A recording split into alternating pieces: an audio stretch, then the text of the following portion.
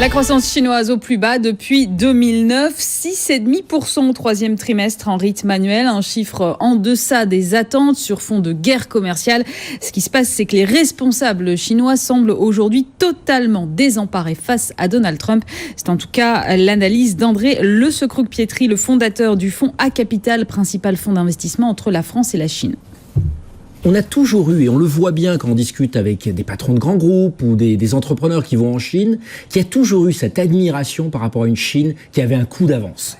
On célébrait la Chine de Sun Tzu, celle qui préparait la guerre sans la faire, etc., et qui était stratégique. Et on a l'impression, depuis 2 ans, depuis l'élection du président américain, qu'ils sont toujours en train de ramer après le dernier coup venant de Washington. On a l'impression d'une espèce de frénésie. Que faire ? C'est-à-dire qu'on sent bien...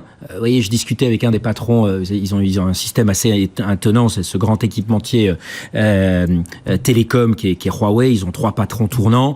Un des 3, je le connais assez bien, et il me disait, le marché américain nous est aujourd'hui complètement fermé. Et c'est ça. Donc, en fait, les possibilités de développement qui avant étaient les pays émergents, regardez ce qui se passe au Brésil, en Afrique du Sud, etc., c'est pas une ambiance. Donc aujourd'hui, l'Europe est un de leurs points d'attention, mais sinon, ils sont obligés un petit peu de se reconcentrer sur leur marché domestique. Et le marché domestique, les perspectives sont pas très roses.